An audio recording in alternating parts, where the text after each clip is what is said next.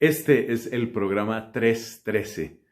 Ese número 3 está indicando la vertiente de primeros cristianos porque estamos haciendo un recorrido por esos primeros siglos donde gente como nosotros tuvo que enfrentar dificultades a veces bastante grandes. Dificultades por persecuciones, dificultades por malos entendidos, dificultades por herejías. Y precisamente en nuestro programa anterior estábamos hablando de una de las primeras grandes herejías de aquellos siglos, que es el arrianismo. La vez pasada estábamos hablando de Arrio, aquel sacerdote de origen libio, que empezó a decir que, un momentico, una cosa es darle culto y darle gloria a Dios Padre y otra cosa es darle gloria a Cristo. Y ahí viene una discusión tremenda que llegó hasta el Concilio de Nicea. Una situación bien difícil, una situación que no fue nada fácil. Hoy vamos a tratar de comprender un poquito más qué era eso del arrianismo y qué clases de respuestas se pudieron dar, porque, como ya decíamos, el arrianismo tampoco desapareció ni en el siglo III ni en el siglo IV. Movimientos actuales, como por ejemplo los Testigos de Jehová, son fundamentalmente arrianos. Ellos son fundamentalmente arrianos, es decir, eso sigue a lo largo de los siglos. Muy atentos, estamos de camino. Soy Fray Nelson Medina, tu acompañante y guía en esta parte del trayecto. Dios te bendiga. Entrar en el mundo de la historia es entrar en la fascinación frente a lo humano, pero si se trata de historia de la Iglesia, también la fascinación frente a la obra de Dios. Nosotros hemos hablado ya algo sobre Arrio, un sacerdote que tuvo un tremendo impacto en el cristianismo de finales del siglo III y comienzos del siglo IV.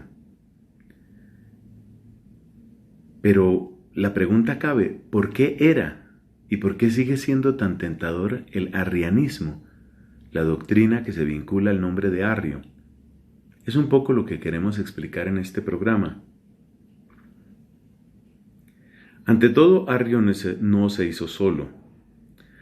Arrio fue discípulo de un verdadero santo llamado Luciano de Antioquía.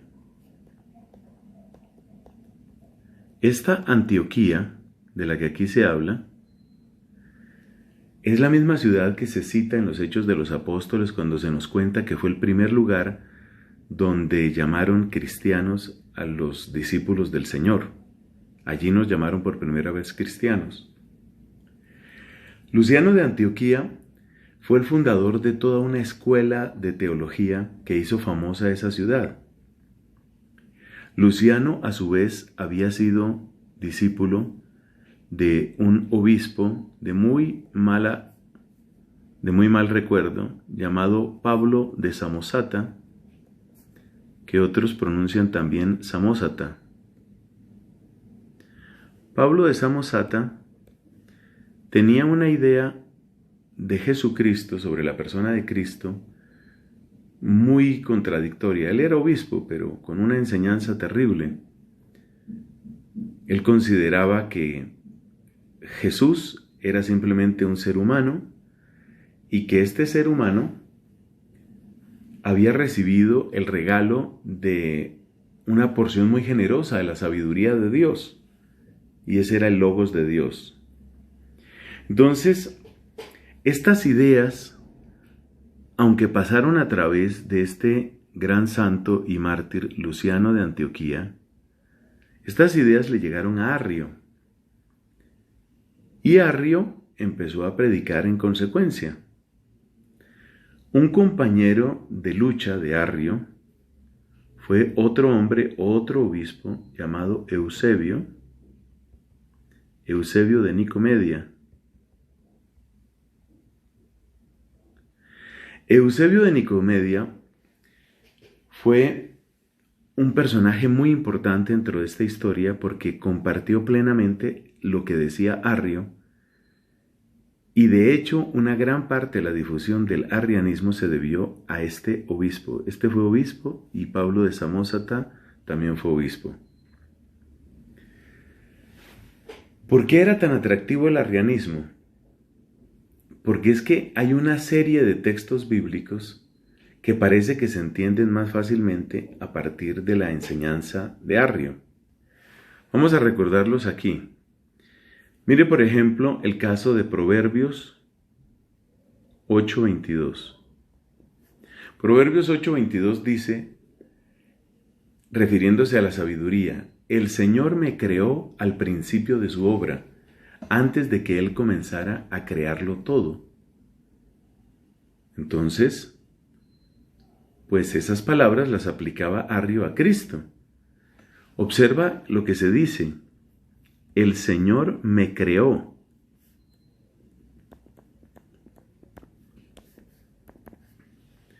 Luego tenemos otro texto que también es muy importante.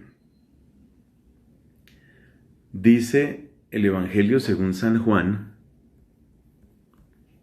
capítulo 14, versículo 28, palabras de Cristo. Han escuchado que les he dicho, me voy y vuelvo a ustedes. Si me amaran, se alegrarían de que vaya al Padre, porque el Padre es mayor que yo.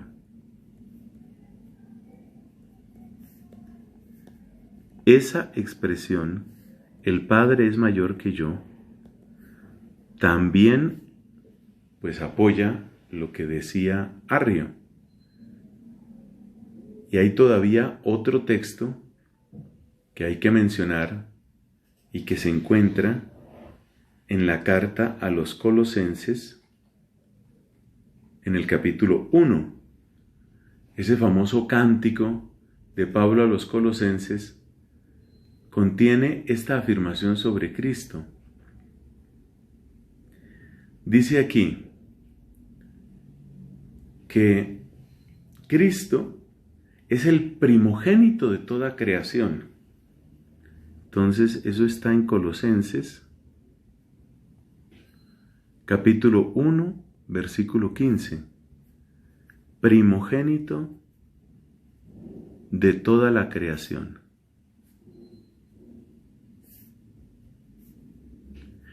Desde el punto de vista bíblico, si usted toma estas citas, Proverbios 8:22, Juan 14:28, Colosenses 1:15, usted se puede sentir inclinado a afirmar lo que decía Arrio.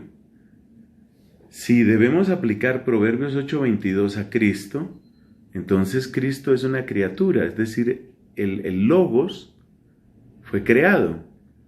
Si tomamos Juan 14:28, el Padre es mayor que yo, el Logos fue creado. Colosenses 1:15, Cristo es primogénito de toda la creación, quiere decir que fue creado. Primero entre todos los creados, pero creado. Entonces la idea que tiene Arrio, la idea con la que se queda Arrio es esta. Que aquí está Dios Padre solo, y es el único que es verdadero Dios. Luego Dios Padre creó, ojo con el verbo, ese es el verbo arriano, creó al Logos, o sea, la palabra. Este Logos no es Dios, pero este Logos es divino. Luego, este Logos divino se encarnó. ¿En dónde se encarnó? Se encarnó en la persona de Jesucristo. De tal modo que lo que nosotros encontramos o a quien nosotros encontramos en Jesucristo es al Logos que ha sido creado. ¿Y qué es lo que trae a su favor esta enseñanza de Arrio? ¿Qué es lo que la hace, digamos, atractiva? Algunos textos bíblicos, ojo que digo algunos textos bíblicos, Luego, una mayor compatibilidad con el judaísmo, menor ruptura con el judaísmo. Es una menor ruptura. Y tercero, mayor compatibilidad con el paganismo. Veamos por qué se da esto. Lo de la menor ruptura con el judaísmo es fácil. A Arrio le quedaba muy fácil, llamémoslo así, congeniar con el judaísmo. Porque el judaísmo pues ha afirmado un solo Dios. Decir que Dios Padre es Dios y decir que Jesucristo es Dios, inmediatamente va a encontrar resistencia entre los judíos del siglo I y entre los judíos de todos los siglos, porque ellos sienten que se está negando la unidad de Dios. ¿Cómo puede ser un solo Dios y al mismo tiempo Padre e Hijo, que son personas diferentes? Por supuesto, esa es la dificultad del dogma trinitario. Entonces, desde el punto de vista de Arrio, algunos textos bíblicos que ya los hemos mencionado hablaban a su favor. Desde el punto de vista de Arrio, había menor dificultad con el judaísmo, menor ruptura. Y por otra parte, había mayor compatibilidad con el paganismo. ¿Por qué? Porque es que cuando hablas de Jesucristo como verdadero Dios, tienes que admitir el misterio de la encarnación y tienes que admitir, por consiguiente, que entre nosotros, en esta tierra, ha vivido el único y verdadero Dios, el Dios eterno. Entonces, proclamar al mismo tiempo la trascendencia de Dios, que es creador, y la encarnación que supone que Dios estuvo entre nosotros, digamos visiblemente, es algo muy difícil. Estas circunstancias que podemos considerar internas hacían muy atractivo al arrianismo. Y es curioso porque el emperador Constantino, sobre el cual tendremos que hablar también, el mismo emperador Constantino que convocó el concilio en el que se condenaba a Arrio, se dio cuenta de la fuerza que tenía la enseñanza de Arrio. Una hermana suya y un hijo suyo estaban totalmente convencidos de la enseñanza de Arrio. Y luego, uno que fue muy cercano a él, muy próximo suyo, el obispo Eusebio, al que ya he mencionado, Eusebio de Nicomedia, pues Eusebio era también fundamentalmente arriano. De hecho, la expansión del arrianismo no se debió tanto al mismo Arrio como a Eusebio, que fue el que propagó esa enseñanza entre los pueblos germánicos en todo el norte de Europa. Una gran parte de la tensión doctrinal entre el norte de Europa y Roma proviene de esta época de Eusebio de Nicomedia. Entonces aquí entendemos por qué era tan atractivo el arrianismo. Y Constantino, aunque convocó el concilio de Nicea y aunque quería que hubiera unidad religiosa, cuando se dio cuenta que las tensiones seguían, entonces empezó a favorecer también a los arrianos y por consiguiente a maltratar bastante a los que enseñaran lo que hoy conocemos como la fe católica. Es una época muy compleja, pero es muy bueno entender esto para darnos cuenta qué es lo que había detrás del arrianismo. Yo creo que resulta evidente la necesidad de un programa sobre Constantino, porque este hombre, por una parte, detuvo las persecuciones propias del mundo pagano, pero luego sus vacilaciones entre la fe católica y la fe arriana, o la creencia arriana, pues eso tuvo un impacto muy grande en el imperio. Así que no te pierdas esta época absolutamente fascinante de la historia del cristianismo.